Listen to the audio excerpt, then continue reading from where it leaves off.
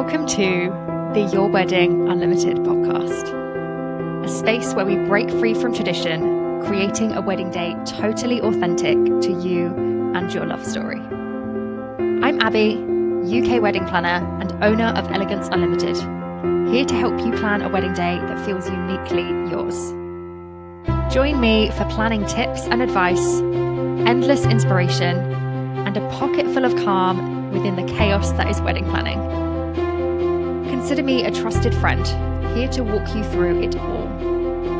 From injecting fun splashes of personality into your day, to reinventing tradition completely, all whilst focused on building a day bespoke to your dreams and desires. I cannot wait to get started, so let's get planning.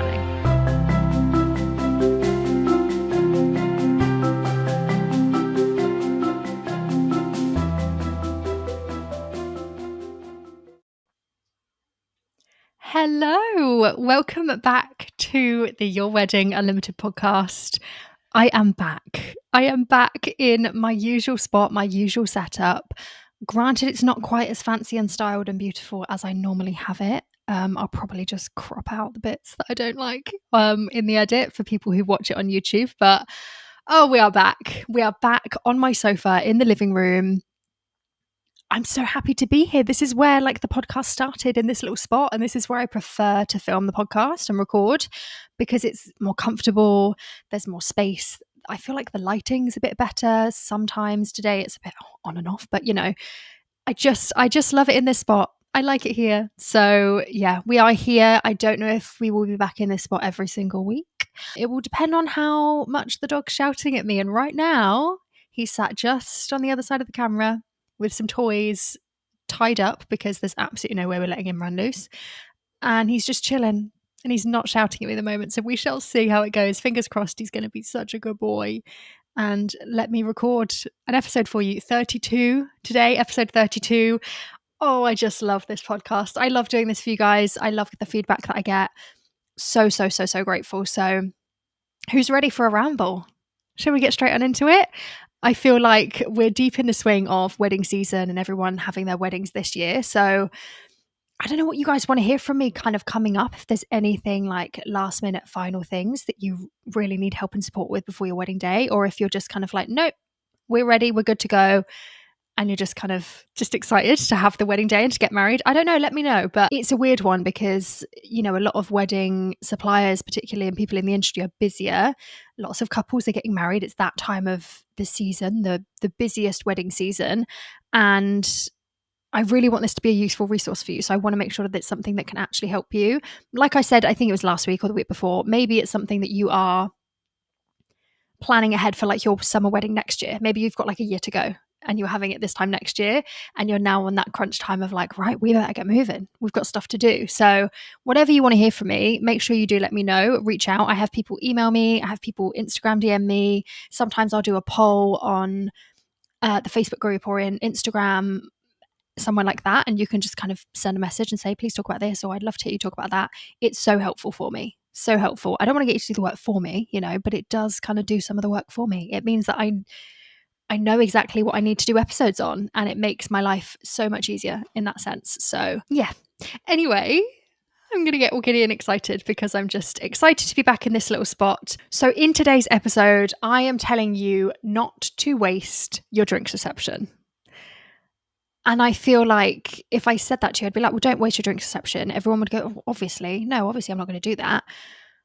But I specifically want to talk about this concept of don't use your drinks reception as a filler, as a bridge from one thing to another. We're just bridging a gap. We've just got, some time to kill. Everyone has a drink reception, so we'll just do that.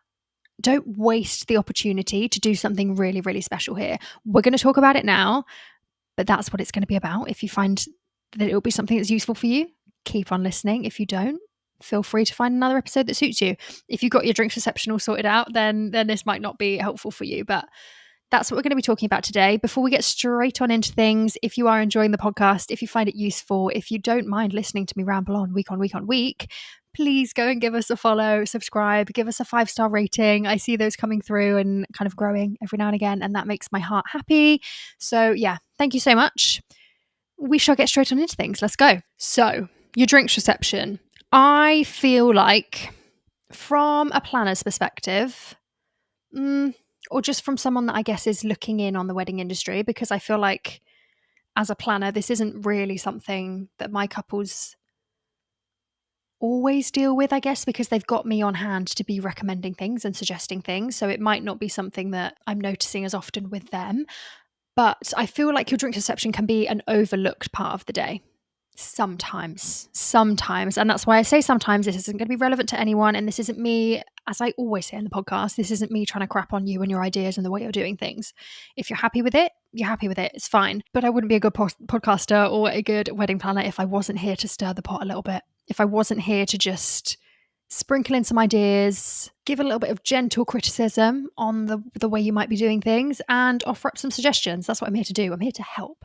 So I feel like there is such a huge focus on getting the ceremony perfect and making sure everything looks perfect for that. Like that's the thing people are coming for. Like, we want to get married, so this has to be major. It's got to be amazing. It's got to be perfect.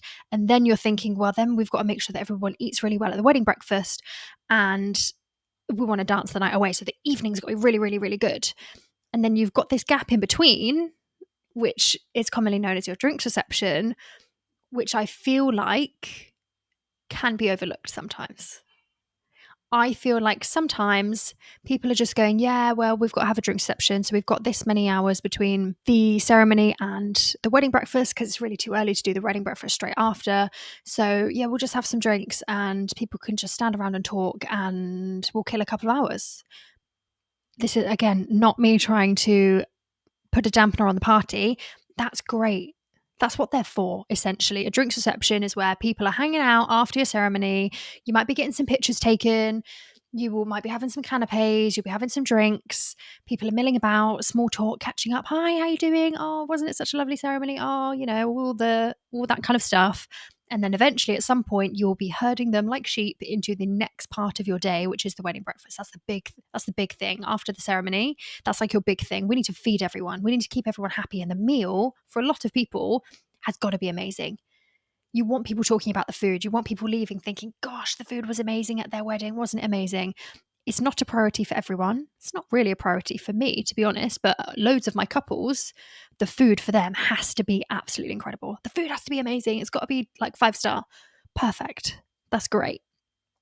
But don't forget about the drinks reception. Don't forget about this gap in between. Your drinks reception is not just a gap to fill. It's not a bridge to get you from A to B. It's a key part of your wedding day. And it takes up a significant amount of time in comparison to how quickly a wedding day flies by, how much you have to do, how much you want to cram into this one day. So many people saying, my wedding day went so quickly. We want to do so much. We want to make the most of every single moment. If you want to make the most of it, don't waste your drinks reception. It's a perfect opportunity, a perfect segment of your day to continue telling your love story, continue all of the celebrations for your day, connecting with your guests, making things wow factor. We've been talking about that a lot recently. Making things feel really personal and bespoke elevates your day. And then you're not having this kind of up and down thing where you've had the ceremony was amazing. Oh my gosh, this is just what an amazing day. So beautiful, so perfect. And then you kind of come down a bit because you're like, okay, we'll drink reception, we're just chilling out. And then, oh my gosh, the meal's really great. But are you going to quite get them up to that level again for the evening stuff? Is the question I would be asking. You know your wedding guests, you know the kind of people they are. Do they need a bit more encouragement to be getting out on that dance floor later in the evening? Do they need a bit more of a vibe there for them to be joining in and being like, yeah, what a vibe, what a party? Most people do. A lot of people aren't just going to be straight up on the dance floor, confident as anything, bringing the vibes naturally. It doesn't come naturally to everyone. This is not to say that you can't get an incredible band or an incredible DJ and they can bring the life of the party post meal. Absolutely, that can happen, and I see it happen all the time. What I'm saying is, if you can keep the vibes high, how you want them for the entire day, then that's even better, right? You're not having to kind of encourage people back up to the vibe you want them at. You are just telling them, this is how it is. This is the vibe for the day. Join in. And most people will. I hope that's making sense. I'm trying to explain it in the best way that makes sense in my brain. I just want to emphasize, I guess, that, yeah, your drinks reception is a really, really key opportunity to do something really fun. And we're going to talk about some ideas, we're going to talk about some options, but that's what we're talking about. And I'm passionate about it. Don't know if you can tell. So I've just mentioned vibe quite a little bit there in those last few minutes, but your drinks reception, I think, sets the real vibe for the rest of the day. There's this kind of like formality with the ceremony, right? Especially if you're having a legal ceremony, you're having the registrar led, and there's certain things you have to do, and it's legal and it's formal, and you want things to be quiet. It's like no photos, no people crying or screaming or shouting, or hopefully none of that during your wedding ceremony. But there's an etiquette, right? Of this is how you act in a wedding ceremony, and it tends to be more chilled. You're listening, you're observing as a guest. You are saying, you'll be maybe saying your vows, and maybe you'll have a reading, and then you sign your wedding certificate, whatever you're doing in the ceremony, and your guests are there to just watch, maybe shed a quiet tear or two, and then cheer when you have your first kiss. There's a formality. Then they're up, they're waiting for you to do your walk down, and then maybe you've got some pictures. There's an expectation there. And although you can have a certain amount of that that's like, by the way, this is the tone for the day, follow suit, it's tougher, I think, in a wedding ceremony when most people want that to be more chilled. You want that to be more, people are paying attention to us. It's quiet, it's calm, it's like lovely, beautiful. We're getting married. Post ceremony, most people really want to crank that up and bring the energy and be like, now it's time to party. Now we have an amazing day. I don't think you should be waiting until your wedding breakfast to be starting telling people, essentially giving them cues on how you want the day to go. Start it at your drinks reception. This is the first time post ceremony that they are getting to relax. They're getting to mill about, chat to people, start having a few drinks. They'll be having a bit of food. They're just, even whatever the weather is, whatever kind of venue you're at, people are like settling in for the day. They're like, right, that bit's out the way. The marriage is done. Let's enjoy the day. Now, you as a couple might be floating around. You might be taking pictures, but don't forget about your guests and their experience whilst you're off doing whatever you're doing. I say it a lot. Your wedding is your wedding day. You deserve to put yourselves first. You come first in every scenario. You put yourselves at the forefront of the day and the experience. But at the same time, if you give your guests a crap experience, your day is going to feel crap too. You want the day to feel like an experience for them too, that they're being brought into your little bubble. This is our wedding day. This is our marriage. Come and join us. Let me encompass you in all of our love and all of these special memories and things that we're doing. If you forget about your guests and think, oh, they'll be fine for a couple of hours, like we're off doing pictures, don't worry about that. They can just chat. Yes, they can. And that's great. But you're less in control of how the day goes, if that makes sense. So it's a certain type of vibe. But I think that if you're not really doing anything super intentional with your drinks reception, I think it can become awkward. People are kind of stood around, not really knowing what to do. What happens next? When does something happen? Have they got enough things to keep them busy? Yes, there will be certain people that can just talk and go and work the room and say hi to everyone and check in and say hi. Absolutely. But there will be lots of guests there that maybe don't know everyone. They'll have said hi to the couple of people they do know, and then they're just kind of, what now? Just have another drink, chill, and wait for the next thing. Fine, you can do that. I don't like the idea of having people have to wait. I want them to be busy. I want them to be occupied. I want them to be having the best experience as well. And then when the next thing comes, it's like, oh, okay, off we go. We're moving.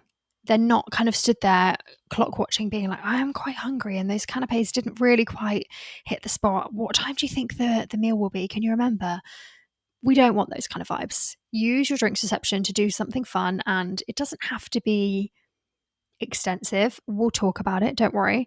But give them structure, give them something to follow, something to do with this time that makes sense for your day, that makes sense for your vibe, your budget, whatever you want, but just do something with it. So in terms of your drinks reception, here's what you do need. Here's what you will typically be including that's fairly standard and that I would recommend everyone is having in their drinks reception. You need drinks available and you need food available. You need something to quench the thirst and the hunger, whether people are drinking water or just getting straight on the bevs, whatever, it doesn't matter, but you need something, right? You need to keep people busy with that. You cannot expect people to not eat anything from the time the ceremony happens until the meal. You need to give them something. So if it's a few canapes, maybe you're doing something different, you need something. You know, if you're doing a 12:30 ceremony, people won't, that's when people eat lunch. People won't have eaten lunch by the time they arrive. Maybe they've had to travel for half an hour, or they have to be there by 12 for it's a 12:30 ceremony. Okay, so we'll need to leave at 11:30, 11:15, just to make sure that we're there on time. That's not lunchtime, that's brunch. So maybe they'll have had a snack before, but then they're not eating. You can't expect people not to eat from 11 till 4 or 5 p.m. It's too long if they've not had a proper lunch. So they need something just to tide them over. Think about those timings. Think about how that's going to work. Particularly when a lot of people as well, you might say, yeah, it's okay because our meal's going to start at 4. Is it going to start at 4, or are you doing speeches first? And are you doing an entrance that's going to take 5-10 minutes? It's those little bits of time that add into extending the time when the food actually comes out. And then you don't want people to come out, finally get their food, but they're hangry and they're like grouchy and not feeling good. Do something in the drinks reception. You don't need to be doing anything that's like full food. You just want to take the edge off, you know? You want to give them something to tide them over. Most people with common sense will have eaten a big breakfast before. They'll have had something, knowing that they're not going to get to eat until like a early dinner type thing. Canapes are great. Some people do food trucks. Maybe you want ice cream or donuts or crisps or crisp balls, whatever you want to do. Cake, some people choose to do the cake earlier. I know some people have decided to do that from that video I did where a lot of you found me from. Some people have been messaging me being like, yeah, we've decided to do our cake earlier because you suggested this. We're going to do the cake in the drink reception. Everyone gets to have some. And then because we've got such a big cake, we're going to put the rest out again later on in the evening. Perfect. You could do cake. Crisps and stuff, snacky bits. Maybe you want like bread and things like that. Charcuterie boards, whatever vibe you want, whatever vibe it is for the day, choose something and include it in your drinks reception. Those are the kind of things you need to have your drinks reception to keep people like not just stood there like this, waiting for the next thing to happen. Boring. We don't want that. But if you're wanting to include something a little bit extra, and I do recommend that you do if you can or have the capacity to do, there are a million options, things that will cost you a kidney and a leg, to things that will just cost you a few quid and you could do it yourself or DIY it. There are options for everything, right? You don't have to think, oh, well, we don't want to include anything else in our drinks reception because it's going to be too expensive. If it's too expensive and it's out of your budget to do anything else, that's absolutely fine. You don't need to. There are non-expensive ways or, you know, cost-effective, completely free ways that you can elevate your drinks reception. But a lot of things you can do doesn't have to cost the earth. I would be thinking about the flow of your wedding day. So when you are moving from ceremony to drinks reception, what's welcoming people? What's bringing people into that space? Like I said, this is the first time they're getting to kind of relax and kind of see your wedding day post ceremony, post formalities, post the big thing we've come here to see. Now we get to chill. Are we just walking into a field or into another room with an open bar and just being like, off you go? Or is there something to welcome us? Have you got live music or like at least music playing? Have you got a live illustrator? Have you got a magician? Have you got lawn games if you've got an outside marquee wedding? Your guest book you could bring out at this time. People are doing the sip and solves or the crosswords or something to elevate things. Maybe you're offering drinks, but you're not doing it from a standard bar type thing. Maybe you've got a truck. Maybe you've got a horsebox bar. Maybe you've got a DIY type situation, signature cocktails, something that makes it, we're not just stood in a room ordering a pint of Guinness from a bar and being like, we'll just wait for the food then, shall we? We don't want to do that. We want to bring the vibes. What can people expect from your day? What are you offering people on the day that tells them like, this is our wedding and it's time for you to relax and have fun? There are so many options. It will take a quick Instagram search or a TikTok search or Pinterest. I still always recommend just to have a look through and see what you could include in your drinks reception, and be including things that make sense for you guys, things that make sense for you. Don't be bringing in a magician if neither of you can stand magic and magicians and you don't like it. Don't bring that in. What vibe do you want for the day? Do you want flamethrowers? Gosh, I can't speak. Do you want flamethrowers there? Bring the flamethrowers in.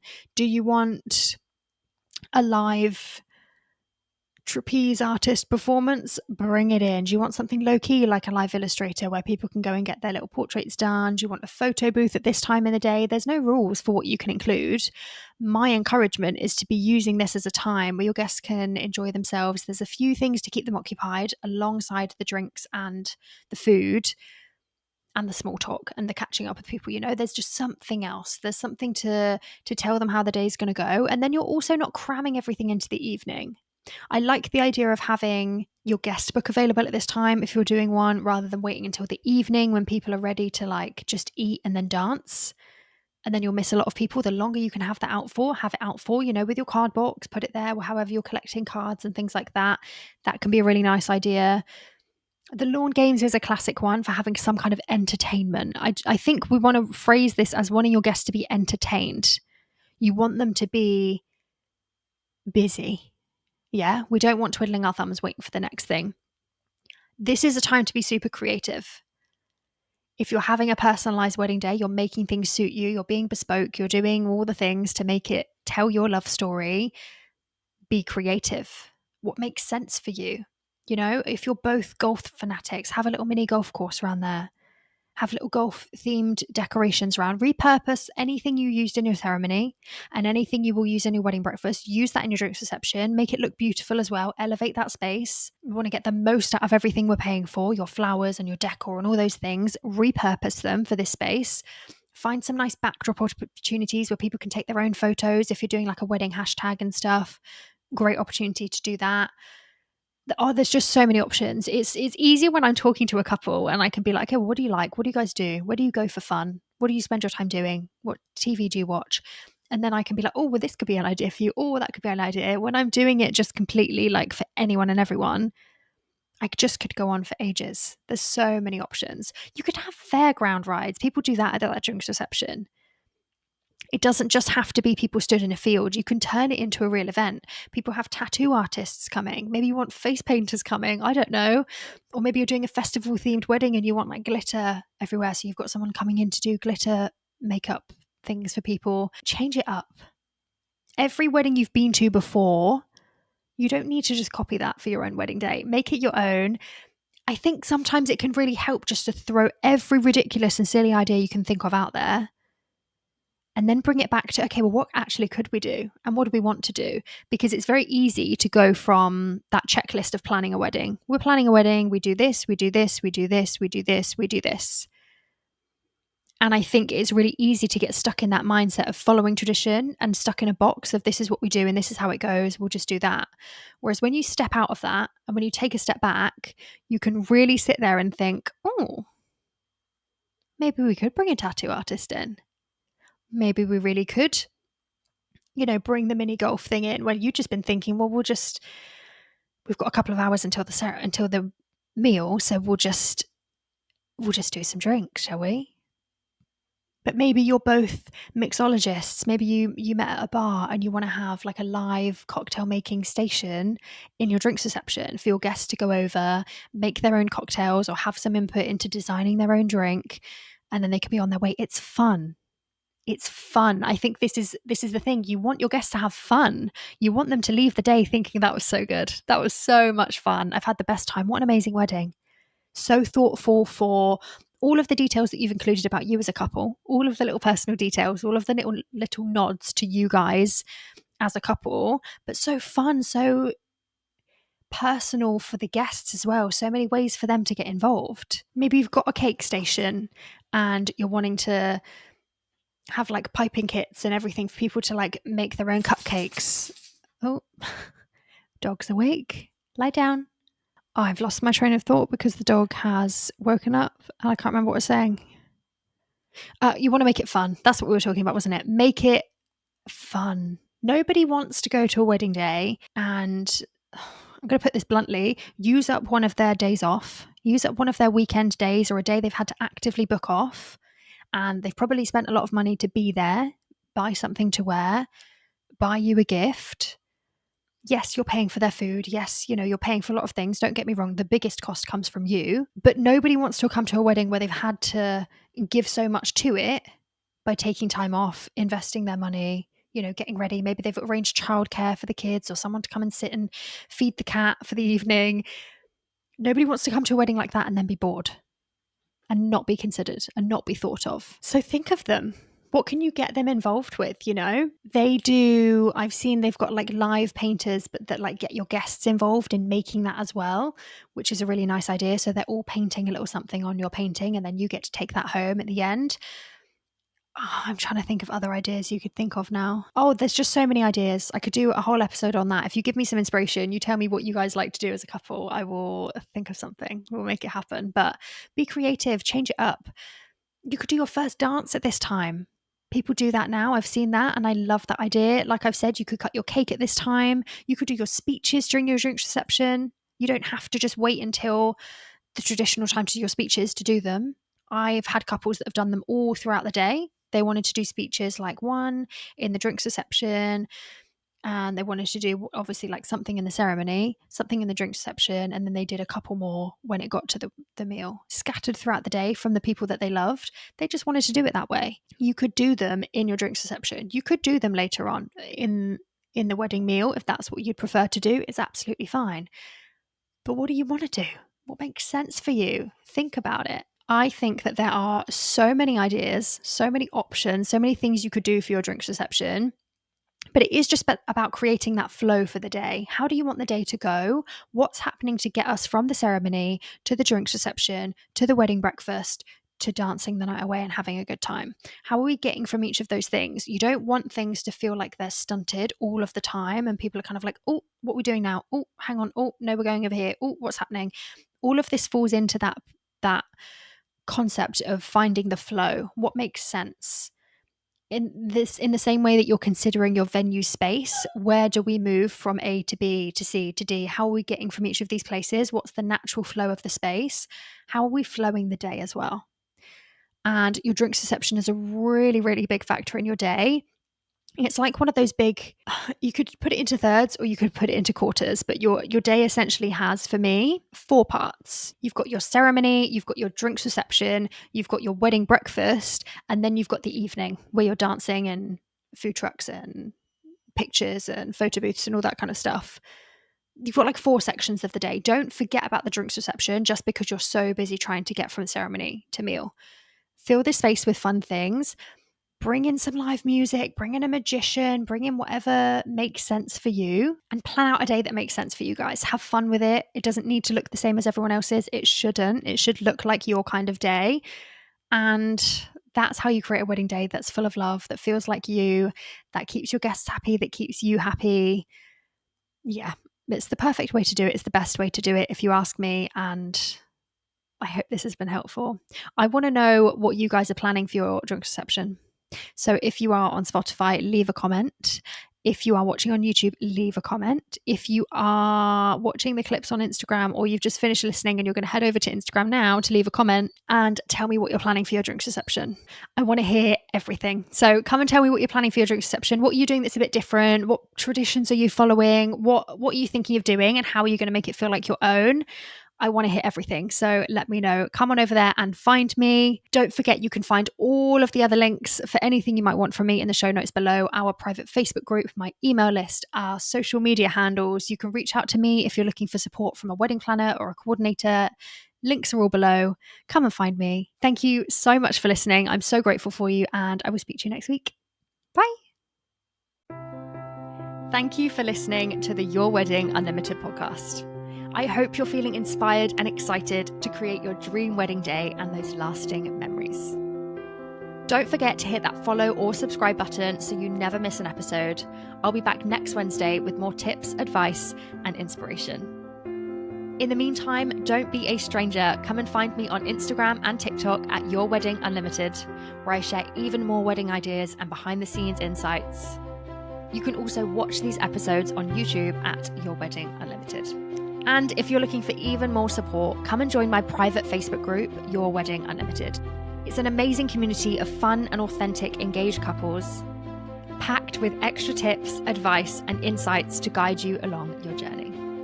If you have any questions or need more info, you can DM me or send me an email at yourweddingunlimitedpodcast@gmail.com. All links and details will be in the show notes. Until next time, happy planning!